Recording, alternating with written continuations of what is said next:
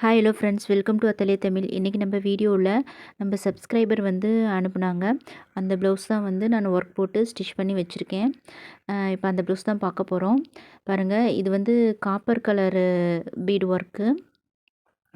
ரெண்டுமே வந்து copper colour ஜரியில் வந்து பார்டர் இருந்தது. அதனால் காப்பர் கலர் ஒர்க்கே வந்து நான் கொடுத்துட்டேன். பாருங்கள், இந்த மாதிரி ஸ்லீவில் மட்டும் மோட்டிஃப் வரும் நடுவில்.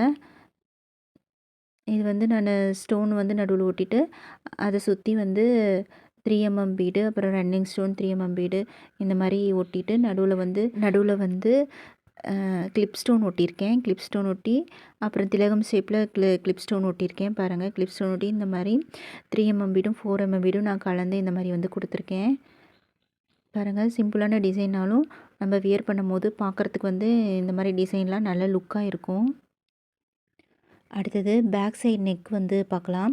பேக் சைடு நெக்கும் பாருங்கள், ஒரு 3 லைன் வந்து நான் ஜரியில் வந்து அவுட்லைன் கொடுத்துட்டு 3 லைன் ஸ்லீவில் கொடுத்த மாதிரியே இப்போ வந்து போட்டிருக்கேன்.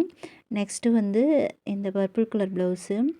இது வந்து இந்த மாதிரி பாருங்கள், ஸ்லீவில் வந்து ட்ரையாங்கிள் மாதிரி நான் பார்டர் லைன் கொடுத்துட்டு நடுவில் வந்து 3mm பீடும் சுகர் பீடும் வந்து சிங்கிள் பீட் மெத்தடில் இந்த மாதிரி வந்து நான் ஸ்டிச் பண்ணியிருக்கேன். இது வந்து மாடல் எனக்கு அனுப்புனாங்க, இதே மாதிரி வந்து போட சொல்லி. அதான் அதே மாதிரி வந்து போட்டிருக்கேன். பாருங்க, இதுவுமே காப்பர் கலரு பீடு ஒர்க்கு தான். அங்கங்கே புட்டாஸ் கொடுத்துட்டு இப்போ நெக்கு பேக் நெக் வந்து பாருங்கள், 3 லைனை வந்து நான் ஜரியில் வந்து அவுட்லைன் கொடுத்துட்டு 3 லைன் வந்து பீட் வந்து ஒர்க் பண்ணியிருக்கேன். பாருங்கள், அங்கங்கே வந்து புட்டாஸ் கொடுத்துட்டு சிங்கிள் பீட் மெத்தடில் சுகர் பீட் வந்து நான் ஸ்டிச் பண்ணியிருக்கேன்.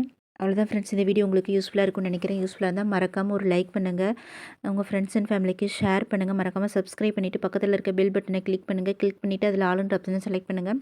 அப்போ தான் நான் போடுற எல்லா வீடியோவோட லிங்க்கும் உங்களுக்கு வந்து கிடைக்கும். தேங்க்ஸ் ஃபார் வாட்சிங்.